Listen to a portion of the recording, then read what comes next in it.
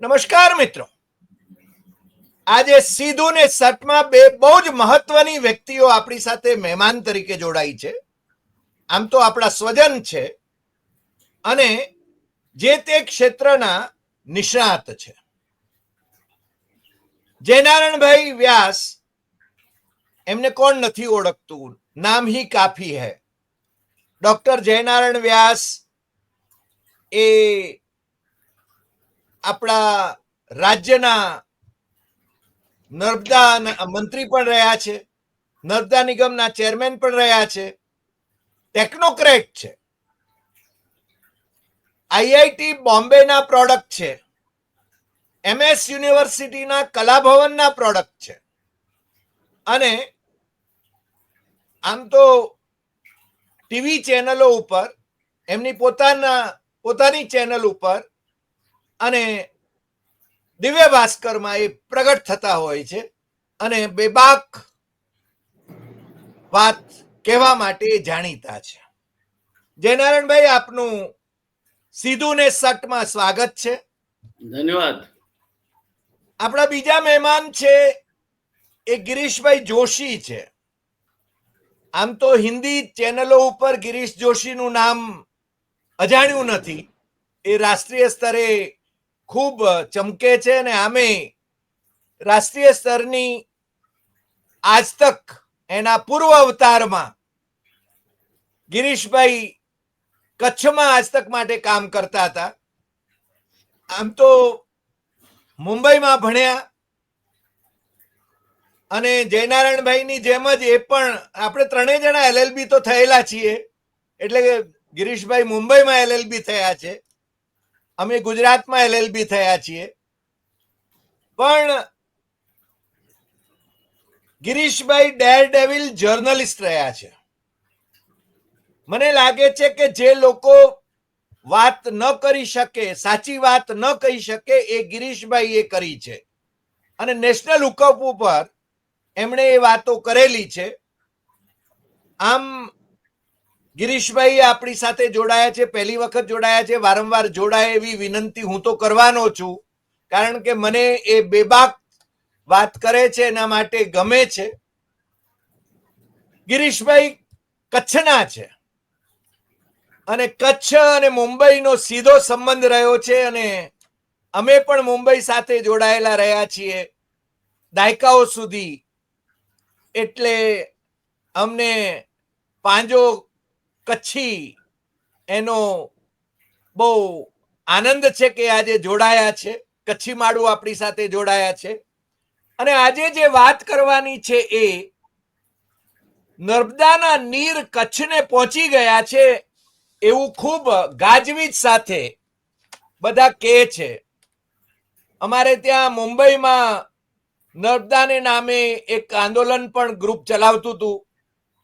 હવે એ ચલાવે છે કે નથી ચલાવતું એ મને ખબર નથી, પણ થોડા વખત પહેલા કિસાન સંઘ એ કચ્છમાં રેલીઓ કાઢતું હતું નર્મદાને માટે.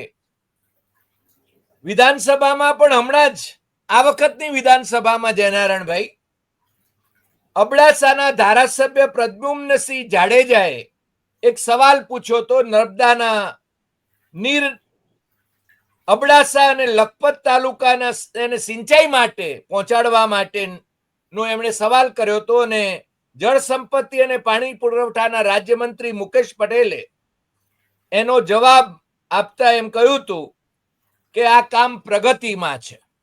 મને લાગે છે સરકારમાં બધા કામો આમ તો પ્રગતિમાં જ હોય છે. આપણે ગિરીશભાઈ થી શરૂ કરીએ.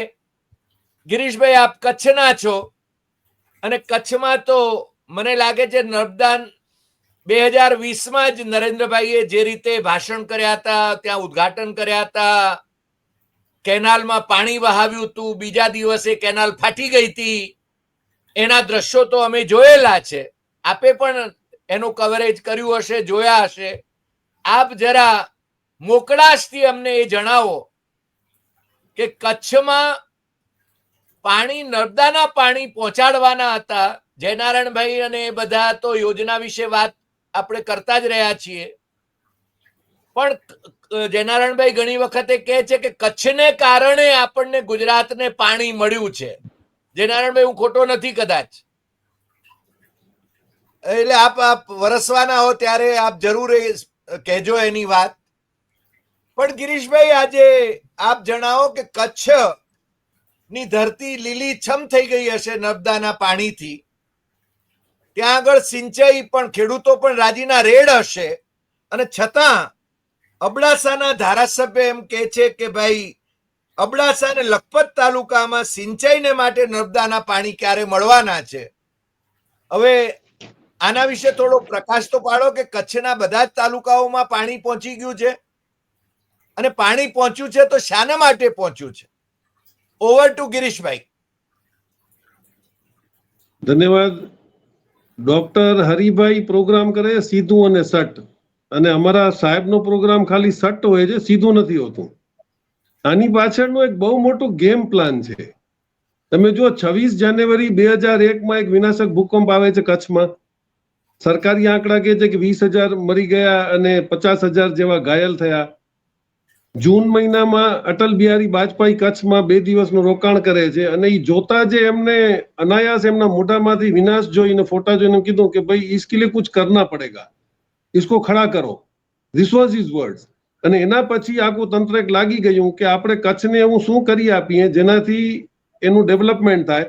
એટલે આ લોકો એક એક્સાઇઝ બેનિફિટ ઉપરનો એક પ્રોગ્રામ ડિક્લેર કર્યો કે 5 વર્ષ સેટ ઓફ અને 5 વર્ષ સેટ ઓન, જે બી ઇન્ડસ્ટ્રીઝ આવશે એ લોકોને એક્સાઇઝ બેનિફિટ મળશે. અને મેજર ઇન્ડસ્ટ્રીઝ એમાં 1.5 લાખ કરોડનો ઇન્વેસ્ટમેન્ટ કદાચ હિન્દુસ્તાનનો પહેલો એવો ડિસ્ટ્રિક્ટ હશે જેમાં થયું. એમાં મોટી કંપનીમાં એસઆર, અડાની, સુઝલોન, વેલ્સપન, સાંગી સિમેન્ટ, સૂર્યા ગ્રુપ, જેપી ગ્રુપ, ઇલેક્ટ્રોથમ, વિડીયોકોન, આ બધા મોટા ગ્રુપ્સ ક્યાં આવ્યા. એ કામ તો થયું. પછી એમાં જે આખું એક ગેમ પ્લાન શું થયું કે તમે જો આનો પ્રોગ્રામ ક્યારે આવે છે, 2000 થી 2008 સુધીમાં 2 મોટા થર્મલ પ્લાન્ટ આવે છે તમારા, 4000 અને 4600 મેગાવોટના, ટાટાનો અને અડાણીનો, મુન્દ્રા, માંડવી, પટ્ટામાં. હવે આ લોકોએ એને ઇન્ડસ્ટ્રીઝ જે આવી એના માટે કોઈ પણ વોટર કમિટમેન્ટ નહોતું. એમ કીધેલું હતું કે નર્મદાના પાણી આવશે ત્યારે મળશે. એ દરમિયાન 2008ની વચમાં પાણીનો લેવલ જે અંડર વોટર, અમે એમાં એને ભુજ સ્ટેન્ડસ્ટોન એક્વિફાયર કહે છે, જેના લીધે કચ્છ જીવતું હતું. એ સ્ટેન્ડસ્ટોન એક્વિફાયર એક એવી સિસ્ટમ છે જે રેતીમાંથી પાણી નીકળી અને ડિસેલિનેશનની પ્રોસેસથી પાણી અમને મળતું હતું. અને કચ્છડો 12 માસ એટલે કહેતા કારણ કે પાણીની અંડરગ્રાઉન્ડમાં અમારે અછત નહોતી. પછી આજે બધો બેલ્ટ આવ્યું, એમાં 2013માં બાય ડિફોલ્ટ કે બાય મિસ્ટેક એક સેન્ટ્રલ ગ્રાઉન્ડ વોટર બોર્ડનો એક રિપોર્ટ આવે છે. એમાં એમણે કીધું કે બહુ પરિસ્થિતિ ખરાબ છે. જ્યાં તમારે 49 મીટર્સ ઉપર તમને પાણી મળતું હતું એ અત્યારે 70 મીટર્સ ઉપર નીચે ચાલ્યું ગયું છે. આના પછી બધા એજિટેશન થાય છે, ઉબાળો થાય છે, પાણીના પ્રોબ્લેમ થવા માંડે છે. ક્યાંક સેલિનેશનના પ્રોબ્લેમ પણ આવવા માંડ્યા, જેવો ગાંધીધામ સિટી હતું. એનું કારણ હતું કે અંદરથી જેવું પાણી ખેંચાય ને એટલે સાઈડનો દરિયાનું પાણી ત્યાં આવીને રિપ્લેસ થાય એટલે સેલિનેશન વધે. હવે આની અંદર તમે જો એ કેટેગરાઇઝ એ લોકોએ કર્યા, એમાં અંજારને એ લોકોએ નાખ્યું ક્રિટિકલમાં, ભચાઉને નાખ્યું ઓવર એક્સપ્લોઇટેડ. આ બધા પટ્ટા એ છે જ્યાં ઇન્ડસ્ટ્રીઓ વધારે હતી. ગાંધીધામને નાખ્યું સેલિનેશનમાં, અને નખત્રાણાને ઈ સેમી ક્રિટિકલમાં નાખ્યા કારણ કે અબડાસા વાળો પટ્ટો જે તમે કહો છો, નખત્રાણા અબડાસા પટ્ટામાં ઇન્ડસ્ટ્રીઓ ઓછી હતી. એટલે આજે આખો ઇન્ડસ્ટ્રીયલ બેલ્ટ હતો. હવે આમાં તમે નવાઈની વાત જુઓ તો અત્યારે મેઇન જે આખો ગ્રીન બેલ્ટ હતો, જેમાં તમે નામ લ્યો કે કેળા, ચીકુ, આંબા, ખારેક, ઈ બધાની જે મોટો પટ્ટો હતો મુન્દ્રાથી માંડવીની અંદર, જેને લોકો કંઠી પટ્ટી કહેતા. કંઠી પેટીની અંદર આજે લગભગ બધી ખેતીઓ વેચવા માટે નીકળેલી છે કારણ કે પાણી જ નથી. આજે 250 ક્યાં લિટરલી તમે જુઓ, હું તમને એના નામ આપી શકું, તમારે નાગલ પર છે, બિટ્ટા છે, એટલે આખો માંડવી બેલ્ટ જ તમે પકડી લો, green belt, that is going dry. અને સેલિનેશન પાણી છે એટલે ખેતી ઓટોમેટિકલી ખતમ થાય છે. હવે આને કવરઅપ કરવા માટે આ નર્મદાનું નાટક એક ઊભું કરવામાં આવ્યું. કચ્છના નામે થયું પણ કચ્છને પાણી મળવાનું નથી. એક તો પ્રોબ્લેમ એ છે કે તમારા સાયફનથી પાણી આવશે, ગ્રેવિટીથી, તો ભચાઉ ઉપર તમારે પાણી ચડાવવું પડે. જે સાહેબે 2020માં બહુ મોટો પંપ શો કર્યો હતો, એ એના માટે કર્યો હતો કે જે રાડો થતી હતી કે ભાઈ આ ઇન્ડસ્ટ્રીઓ પાણી ખેંચી રહી છે. હવે એની અંદર એ લોકોએ જે તમે કીધું એમાં હમણાં જ તમે વાત કરું તો આજે એમણે વાત કરી છે એમાં 23 જાન્યુઆરી 2025 ગુજરાત વોટર ઇન્ફ્રાસ્ટ્રક્ચર લિમિટેડે 4 કંપનીઓને જેને 1350 કરોડનું કામ આપવામાં આવ્યું હતું ડિસેલિનેશન પ્લાન્ટ કરવાનું, જેમાં મોદી સાહેબે કીધું હતું કે 100 લીટર દરેક ઘરને નલ સે જલ મળશે. ઈ હિસાબે કીધેલું હતું 2023 સુધીમાં બધાને મળશે. એનું કારણ શું હતું? ડિસેલિનેશન પ્લાન્ટનું કામ કરવા વાળી શાપોરજી પાલનજી કંપની. શાપોરજી પાલનજીને 1350 કરોડમાં 4 કંપની જે હતી ગીર સોમનાથ, ભાવનગર, દ્વારકેશ અને Kutch C water desalination plant, એમાં ક્યાંય એનું કામ પૂરું નથી થયું. 2020માં 2 વર્ષથી એ લોકોને નોટિસ આપવામાં આવી હતી, એને કીધેલું હતું કમ્પ્લીટ ન કરતા 23/1 એ લોકોને ટર્મિનેશનની નોટિસ ઇસ્યુ કરેલી છે ગુજરાત વોટર ઇન્ફ્રાસ્ટ્રક્ચર લિમિટેડે. તો આપ એનાથી સમજી શકો છો કે ડિસેલિનેશનનું બી કામ થયું નહીં, પાણી કોઈને મળ્યું નહીં. નર્મદાના વોટર તમારે જે ગ્રેવિટીથી મોકલવાના હતા એ પ્રેક્ટિકલી ત્યાં નથી. હવે આની અંદર જે રિપોર્ટ આપ્યો હતો સેન્ટ્રલ ગવર્મેન્ટ, એનો ઇવાપરેશન રેશિયો પણ આપેલો હતો કે ઇવાપરેશન રેશિયો પ્રમાણે જે પાણી ખેંચાય છે એનું રિચાર્જિંગ જે છે ધેટ ઇઝ ઓલમોસ્ટ 20 to 25%. એટલે તમે કમ્પેર કરી લો. એટલે મુન્દ્રા માંડવી બેલ્ટ તમારો એગ્રીકલ્ચરનું ગ્રીન ખતમ થઈ ગયું. ઇન્ડસ્ટ્રીઝની અંદર સેટ ઓફ અને સેટ ઓનમાં જ એવું હતું કે 5 વર્ષ એક્સાઇઝ જમા કરીને પછી એ લોકો લીધી, એમાં અડધી ઇન્ડસ્ટ્રીઓ પછી પોતાનું પ્રોફિટ લઈને નીકળી ગઈ ત્યાંથી. હવે રહ્યા કોણ છે? સ્ટીલ ઇન્ડસ્ટ્રી રહી, કારણ કે એમને પોર્ટથી લોજિસ્ટિક કોસ્ટ સ્ક્રેપ ઇમ્પોર્ટ કરવાનું ઓછું પડે એટલે એ લોકો ત્યાં રહ્યા. બાકી તમારા રહ્યા પાવર પ્લાન્ટ તમારા 8600 મેગાવોટના જે છે એ કેટલું પાણી ખેંચે છે એ બધા ટેકનિકલ માણસો જાણી છે. હવે આ પરિસ્થિતિ અત્યારે આવીને ઉભી રહી છે. એટલે તમારી અમારી જે મેન ખારેકની, ચીકુની, કેળાની જે ખેતીઓ હતી એ ટોટલ ખતમ થવા આવી છે. એટલે એની અંદર હવે કોઈ એવો ઓપ્શન રહેતો નથી. પણ એની અંદર એક વાત હું તમને કહી દઉં કે 1995માં એક કંપની સિમેન્ટની સૌથી પહેલા આવે છે, દેટ વોઝ સાંગી સિમેન્ટ. સાંગી સિમેન્ટ સાથે ગુજરાત ગવર્મેન્ટ એક એગ્રીમેન્ટ કરે છે 20 વર્ષ માટે કે તમારે ડિસેલિનેશન પ્લાન્ટ અબડાસામાં બનાવવાનો 20 MLD નો અને 10 MLD નો સોરી, અને એમાંથી 65 ગામોને પીવાનું પાણી આપવાનું. એ CSRમાં એગ્રીમેન્ટ હતું. 2001માં સાંગી સિમેન્ટે એ પ્લાન્ટ ચાલુ કર્યો, એણે ગામને પાણી આપવાનું પણ ચાલુ કર્યું, પણ મેન્ટેનન્સ કોસ્ટ વધતા ગવર્મેન્ટે એને કીધું કે ભાઈ ચાર્જીસ આપો તો હું થોડું ઘણું એને, કારણ કે મને પણ રિક્વાયરમેન્ટ છે. એ ડિસ્પ્યુટમાં પડ્યું અને પછી અંતમાં સાંગી સિમેન્ટ તો અડાણી સાહેબે લઈ લીધું. પછી એગ્રીમેન્ટનું શું થયું અને ગામનું શું થયું ખબર નથી. અત્યારે મેં અબડાસાવાળાને પૂછ્યું તો કે 4-5 વર્ષ પાણી મળ્યું હતું, પછી કોઈએ પાણી આપ્યું નથી.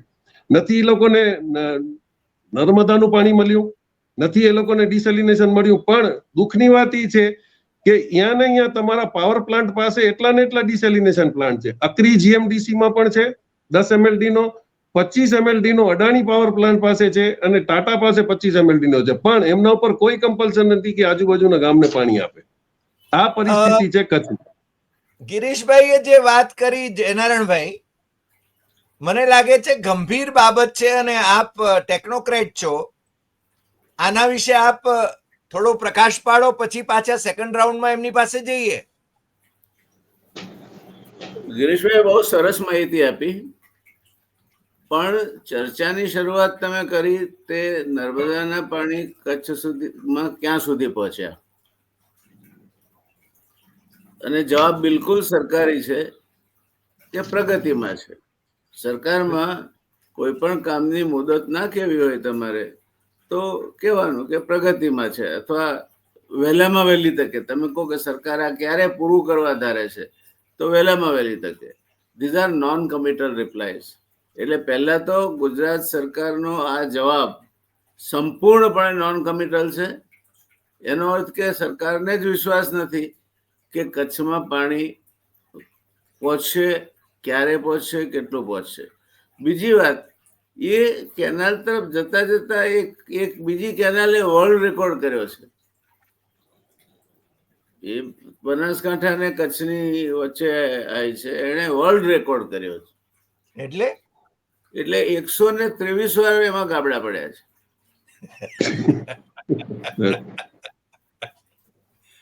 8000 ક્યુસેકની કેનાલમાં 123 વાર ગાબડા પડ્યા છે. આ 40,000 ક્યુસેક ફ્લો કરે છે, આપણી મેઇન કેનાલ છે. સૌરાષ્ટ્રની જે બ્રાન્ચ કેનાલ છે એનો ચોથો ભાગ 10,000 ક્યુસેક પાણી ફ્લો કરે છે.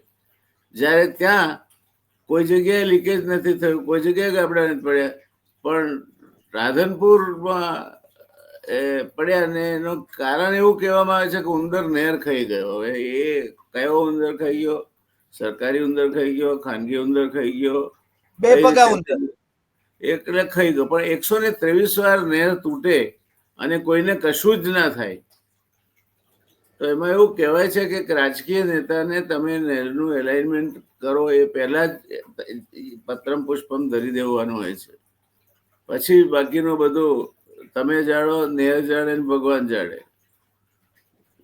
ઉપર ભગવાન, નીચે ઇન્સાન અને વચ્ચે નર્મદા. એટલે આ જે જવાબ સરકારે આપ્યો છે એ વેગ છે, વાહિયાત છે. અને બીજી વાત કે જ્યારે નર્મદાનો રિપોર્ટ બન્યો ત્યારે આપણને પાણીના એલોટમેન્ટ માટે આપણે સરકાર સામે રજૂઆત એવી કરી હતી કે કચ્છનો જે છે વિસ્તાર એ રણનો વિસ્તાર છે, સરહદી વિસ્તાર છે, એટલે ત્યાં પાણી જાય તો ત્યાં વસ્તી થાય તો એ જે અત્યારે દાણચોરીની રાષ્ટ્ર વિરોધી પ્રવૃત્તિઓ જે બધી ચાલે છે એ પ્રવૃત્તિઓ ચાલતી એના ઉપર રોક આવે. That is why we got out of 9 million acre feet, આપણને 9 million acre feet પાણી મળ્યું. મહારાષ્ટ્રને 0.5, મહારાષ્ટ્રને 0.25 ને કચ્છ રાજસ્થાનને 0.5 અને બાકીનું 18.25 મિલિયન એકર ફીટ એ મધ્યપ્રદેશને મળ્યું. તો આપણને આટલું પાણી મળ્યું એના પાછળનું એક મેજર કારણ કચ્છ છે. અને કચ્છને હજુ સુધી પાણી નથી પહોંચ્યું. I can tail with confidence. પાણી પહોંચ્યું એટલે અહીંથી નીકળ્યું એટલે પહોંચ્યું તો કહેવાય પ્રગતિમાં જ છે. તમે સરદાર સરોવર ડેમથી પાણી મેઇન કેનાલમાં નાખ્યું અને કચ્છની દિશા પકડી એને વહેવા માટે. અને પછી મને કોઈ પૂછે કે કચ્છ ના પાણી માટેની નર્મદાના પાણી ક્યારે પહોંચશે? તો ક્યારે પહોંચશે means either I should tell you the date or month કે ભાઈ 6 મહિના પહોંચે છે. એના બદલે એવો જવાબ આપો કે પ્રગતિમાં છે. That means you yourself are not sure. એટલે આ સરકારી જવાબ છે અને it is a non-committal reply. It cannot be pinned down in any way.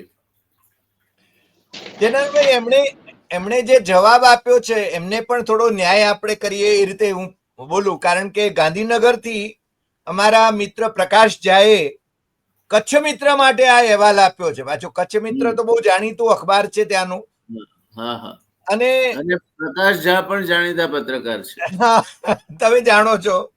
પણ એમણે મુકેશ પટેલને એટલે મિનિસ્ટરને કોટ કરીને લખ્યું છે કે નર્મદાના પૂરના વધારાના 1 મિલિયન એકર ફીટ પાણીના વિતરણ અન્વયે, આ મને જરા નવાઈ લાગે છે, નર્મદાના પૂરના વધારાના 1 મિલિયન એકર ફીટ પાણીના વિતરણ અન્વયે અલગ અલગ યોજના કાર્યરત છે, જે અંગે અંતર્ગત તબક્કા 1 અને તબક્કા 2 હેઠળ આયોજિત કરેલી 0.506 મિલિયન એકર ફીટ નર્મદાના પૂરના વધારાના પાણી આ શું છે મને સમજાતું નથી. એક વસ્તુ કહું કે આપના ઘરે ટાંકી બનાવી આપે, એની આઉટલેટ 1/2 ઇંચની મૂકી તો તમારા પાસે પાણીનો પુરવઠો એકદમ બમણો આવી ગયો તો 1/2 ઇંચ જેટલું જ પાણી નીકળે કે બમણું નીકળે? Your limiting factor is the main canal, which can flow 40,000 cusecs of water. Now, whatever it is, 1 million acre feet, 10 million acre feet, 100 million acre feet, પણ પેલી મેઇન કેનાલ જેટલું લઈ જશે એટલું જ જશે ને. એટલે આ કહેતા બી દીવાના ને સુનતા બી દીવાના જેવી વાત છે. પ્રકાશભાઈ તો બિચારા ભોળા છે, એમનો વિષય નથી. પણ અને મુકેશ પટેલ માટે my sympathies are there with હિમ.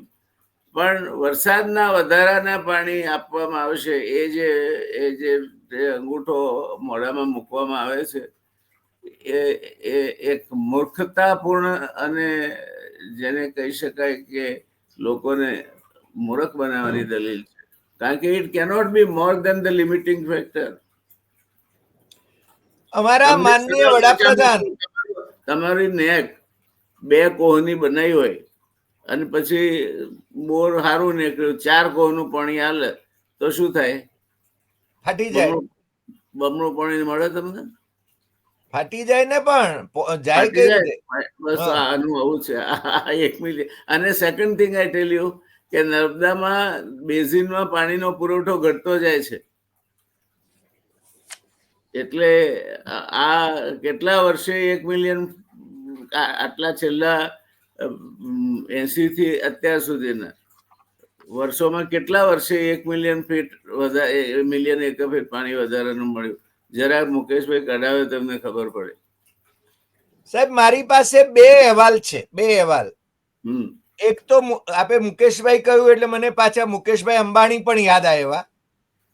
એમની ન્યૂઝ 18 નો એક અહેવાલ છે જે માનનીય વડાપ્રધાન એ તો બાળકો માટે અહેવાલ હશે. નહીં, 20 જાન્યુઆરી 2020 ના રોજ માનનીય વડાપ્રધાને ત્યાં આગળ ભાષણ કરેલું, પાછું કચ્છીમાં કરેલું. હું તો કચ્છીમાં બોલવાની હિંમત ન કરું કારણ કે કચ્છીમાં છે ને કઈ ભાંગરો વટાઈ જાય. સાહેબની હિંમત અપરંપાર છે, એટલે તમે સાહેબના ઉપર કોમેન્ટ કરશો તો હું ઉત્તર ગુજરાતનો છું, એમના પાડોશમાંથી આવું છું, એ કોઈ પણ પ્રકારના ઉત્તર ગુજરાતના અપમાનને સહી લેવામાં આવશે નહીં.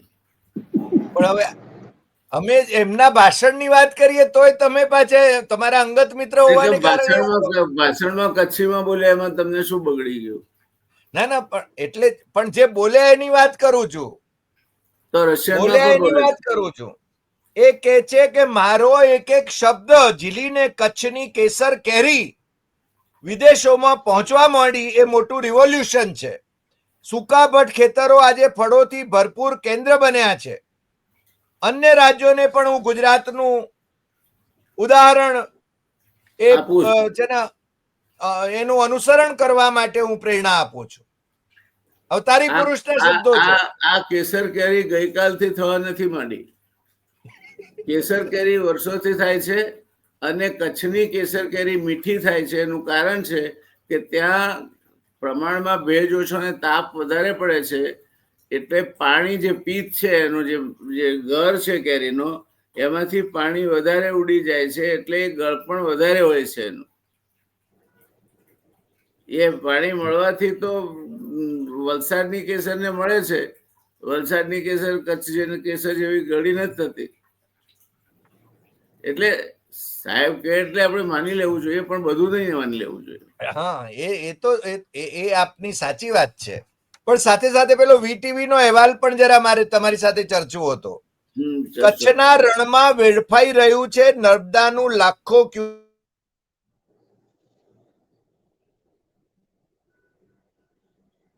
ને અમે જૂનો અહેવાલ એની અંદર વાંચી રહ્યા છીએ અને છે ને 2.5 મહિના સુધી પાણીનો બગાડ થયો. હવે તમે અને ગિરીશભાઈ આના વિશે કચ્છના નાના રણમાં નિયમિતપણે નર્મદાની કેનાલ તૂટે, અગરિયાઓને મુશ્કેલી, નાના અગરિયાઓને મુશ્કેલી પડે, એમને વળતર નથી આપવામાં આવ્યું મોટા ભાગના કિસ્સામાં, અને એક બેન કળાણમાં ફસાઈને મરી ગયેલી છતાં પણ એના વિશે તદ્દન બિનસંવેદનશીલ રીતે કામગીરી કરવામાં આવી છે. એટલે એ મુદ્દો જુદો છે, કચ્છના નાના રણની વાત છે. આ તો જે કચ્છનો જે મેઇનલેન્ડ કચ્છ છે એની વાત છે. પણ આપણને ગિરીશભાઈ શું કહેશે આના વિશે? ગિરીશભાઈ, સાહેબે જે ભાષણ કર્યું એના બીજે જ દિવસે કેનાલ ત્યાં તૂટી હતી.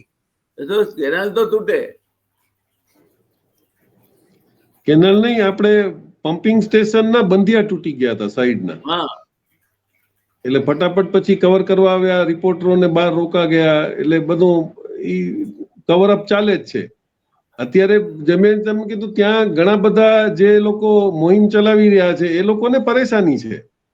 અત્યારે જે મેં આપને માંડવી મુંદ્રાના બેલ્ટની વાત કરી, એમાં નાની ખાકર, બિદડા, ઝરપરા, કંડાઈ, અહીંયા 15 વર્ષ પહેલા એક નલ સે જલના પ્રોગ્રામમાં લાઈન પડી ગઈ હતી.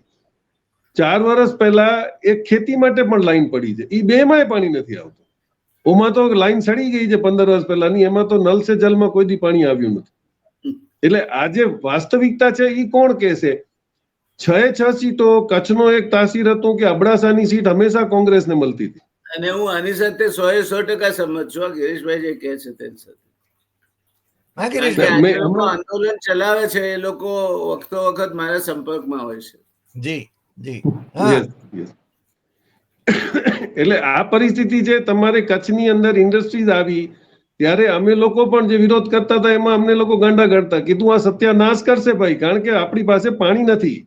આટલી વોટર પ્રોન આવડી મોટી ઇન્ડસ્ટ્રીઓને તમે પરમિશન આપો છો. આજે હું ઝોનમાં આટલા 20 વર્ષ રહ્યો, ઝોનની અંદર તમે ફેક્ટરી નાખો તો પહેલા તમને એ પૂછે કે તમે તમારો પાણીનો પ્રબંધ ક્યાંથી કરશો, જ્યારે એ તો એક MSME યુનિટ હતું.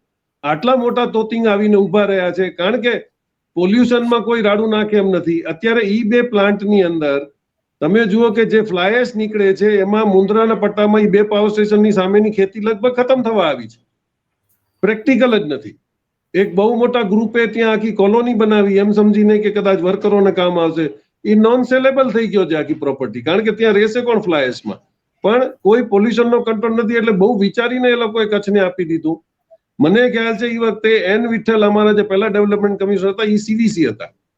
મેં સાહેબને ફોન કર્યો, મેં કીધું સાહેબ આમાં જે પ્રોવિઝન્સ આવી રહ્યા છે એમાં મને કે you peoples just sit there silently, Saurashtra lobby is here, they will not allow you to grant any permission which is going to hamper their industry. અને હકીકતમાં એવું થયું. તમારે 5,000 કરોડની ઉપરની ઇન્વેસ્ટમેન્ટ નવું હોવું જોઈએ. જૂની ઇન્ડસ્ટ્રી માટે કોઈ પ્રોવિઝન નહોતું. જૂની ઇન્ડસ્ટ્રીઓ સૌથી વધારે બરબાદ થઈ હતી, અને ભચાઉ, અંજાર અને ભુજ જે મેઇન સ્ટેશન હતા એમાં સૌથી વધારે નુકસાન થયું હતું. ઇન્ડસ્ટ્રીઓ જૂજ હતી પણ SME માં અમે ચલાવતા. પણ પ્રોબ્લેમ એ થયું કે પછી તો ગિરીશભાઈ કહે છે તે 100% સાચી વાત છે. એટલું જ નહીં, પણ ઉત્તર ગુજરાતના બંધ ભરવા માટે કડાણા હાઈ લેવલ કેનાલનો આખો પ્રોજેક્ટ થયો હતો. પ્રોજેક્ટ ફાઇનલ સ્ટેજ પર હતો. મેં રાજીનામું આપ્યું ત્યારે એ પાણી પણ કચ્છમાં, સૌરાષ્ટ્રમાં જતા રહ્યા. નહીં પણ સાહેબ આમાં તો એવું કહેવાય છે કે તમે સૌરાષ્ટ્ર વિરોધી વાત કરી રહ્યા છો. આમાં તો નર્મદા યોજનામાં પ્રોવિઝન શું હતી એની આપણે વાત કરીએ તો કહેશે કે તમે છે ને સૌરાષ્ટ્ર વિરોધી વાત કરો છો. સૌની યોજના એ નર્મદામાં હતી કે નર્મદાની ઓરિજિનલ યોજનામાં હતી? જો સૌરાષ્ટ્ર બ્રાન્ચ કેનાલ છે એ 6ઠા ભાગનું પાણીની હકદાર, એટલે 40,000 ક્યુસેક ને 6 ભાગો તો 6 6 36 6.66 ક્યુસેક્સ, મિલિયન ક્યુસેક્સ એટલું પાણી જાય.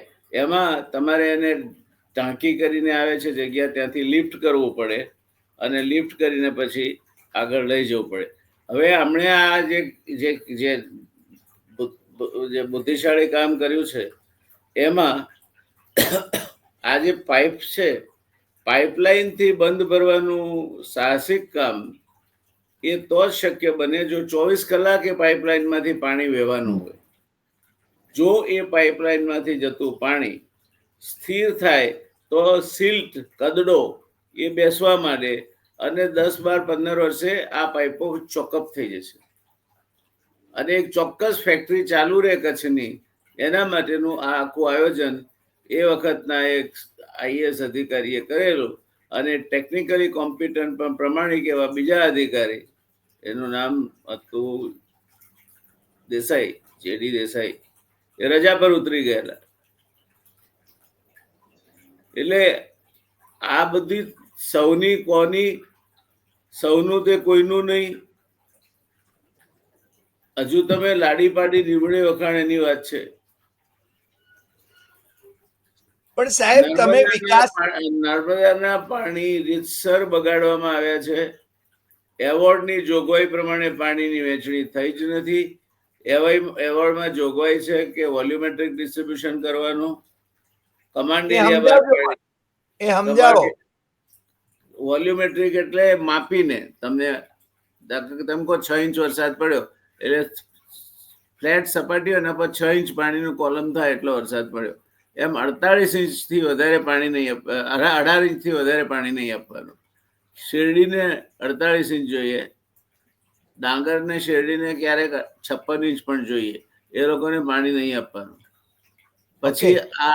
પછી કમાન્ડ એરિયા બહાર પાણી નહીં આપવાનું. આજે ડાંગરના પાકને આ દસકોઈને વિસ્તારમાં આપે છે તે ના અપાય.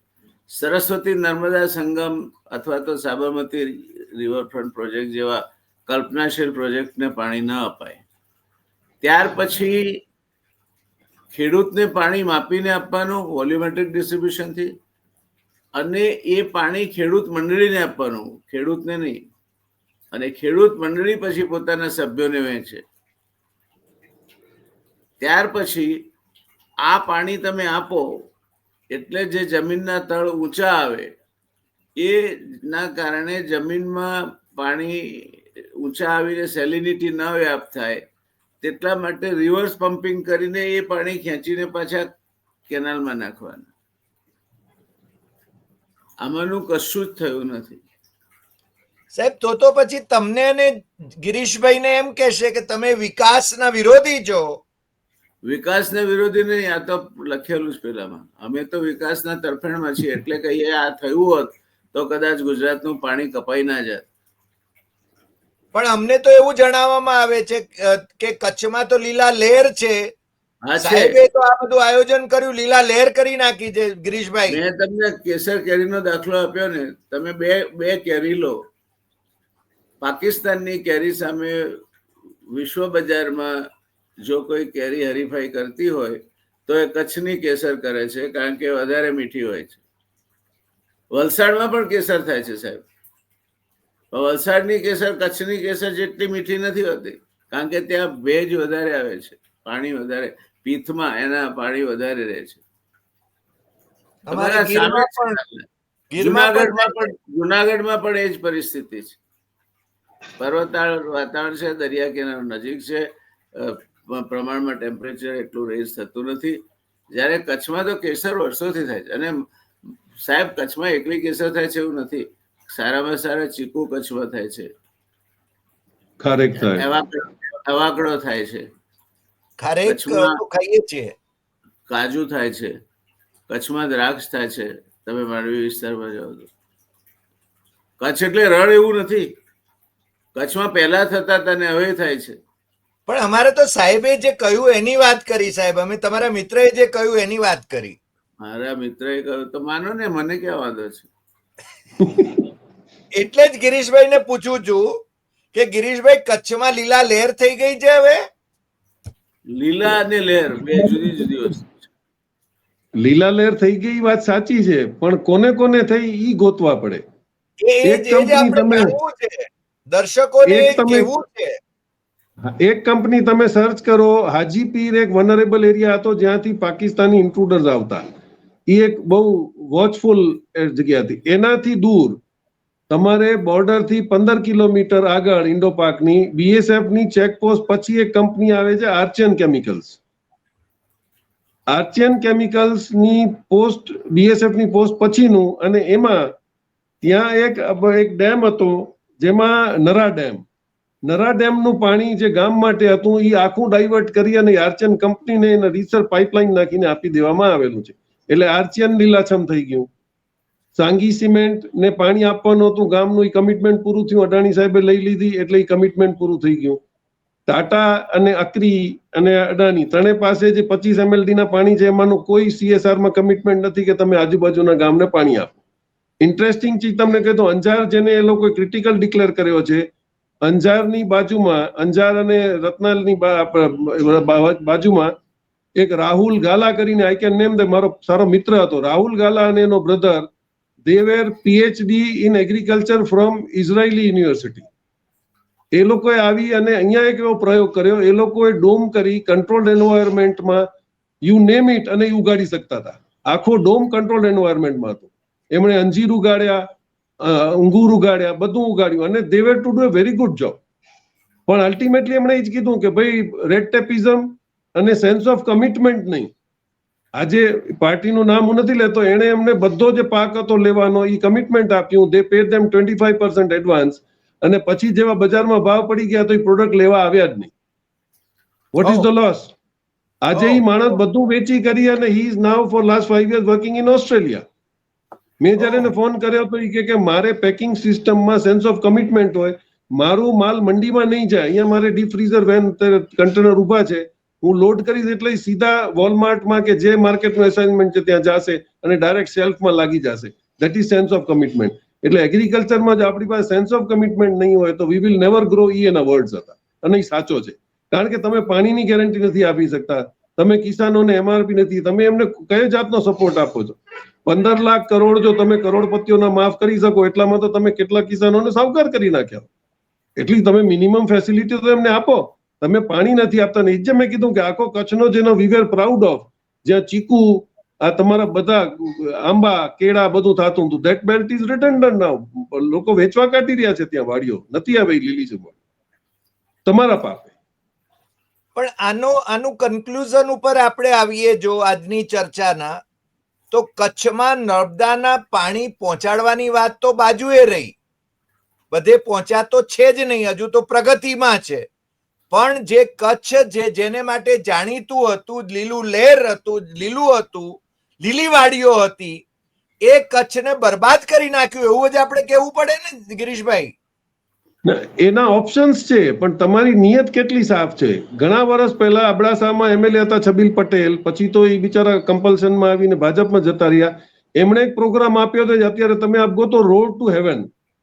એક એ લોકોએ ધોળાવીરાથી નખત્રાણાનો એક રોડ બનાવેલો છે. રોડ ટુ હેવન એટલે એક્સેલન્ટ રોડ છે. બે બાજુ તમને મીઠાનો પાણી દેખાય અને વચમાં એ રોડ બનેલો છે. એ વખતે છબીલ પટેલ એમ કીધું હતું કે ભાઈ તમે એને અહીંયા નેર કરી અને બાંધ કરી નાખો, રોડનો બ્રિજ બનાવો, અને આ બાજુનું પાણી ધીરે ધીરે ફ્લશ થઈ જશે વરસાદમાં, તો પછી this can be a very big storage. તમારે નર્મદાના પાણી ક્યાંય લાવવાની જરૂર નથી, તમે અહીંયા જ કરી નાખો કે એ અડધા કચ્છને રિચાર્જ કરી આપે એટલી કેપેસિટી જગ્યા. It's into kilometres. એટલે પ્રપોઝલ્સ છે, પણ એને તમે કેટલું સિન્સિયરલી લેવો અને કચ્છને તમે કેટલું ઉપાડવા માંગો છો. કારણ કે અત્યારે તમે ઇન્ડસ્ટ્રી લાવીને એક્સપ્લોઇટેશન કર્યું છે, એનામાંથી તમે કાઢવા માંગતા છો તો ઇન્ડસ્ટ્રી હવે જવાની નથી, તો તમારી પાસે ઓપ્શન શું રહે છે? એટલે this is matter of intention કે તમારે, અને એમાં કચ્છનું તમે જુઓ ને તો કચ્છના લોકલ લીડરો જ્યાં સુધી હતા એ લોકો લડતા હતા. હવે એ લોકોએ બધી સીટો ભાજપની આવી ગઈ એટલે ઓબ્વિયસ છે કે ઢાંકા ઢાંકી ચાલુ છે. આજે કોણ પૂછશે સવાલ? અને કચ્છની પબ્લિક તમે જાણો છો કે મેક્સિમમ ઇમિગ્રન્ટ છે, અડધા ફોરેનમાં છે, અડધા બોમ્બેમાં છે, અડધા ક્યાંક વસેલા છે, ઓરિજિનલ કચ્છીઓ છે નહીં. તો who will fight for the cause? કચ્છના મહારાવ હતા, ક્યારેક ક્યારેક રાડો નાખતા, ઈ હવે દેવ થઈ ગયા. એટલે ટોટલ બેઝ નીકળી ગયો. કા બાબુ મેઘજી શાહ એક અમારા હતા, ઈ રેગ્યુલરલી પ્રોબ્લેમ્સ ક્રિએટ કરતા અને પૂછતા અને જવાબ માંગતા. પણ હવે તો ક્વેશ્ચનિયર જ બંધ થઈ ગયું છે, એટલે it is left to God. જી જયનારાયણભાઈ, છેલ્લે ફાઇનલ કોમેન્ટ આપો એટલે આપણે ક્લોઝ કરીએ. એટલે ગિરીશભાઈએ જે કહ્યું એ ઉપરાંત મારે એટલું જ કહેવું છે કે આ યોજના જે પ્રમાણે એનો પ્રોજેક્ટ રિપોર્ટ બન્યો હતો એ પ્રમાણે અમલમાં જ મૂકવામાં નથી આવી.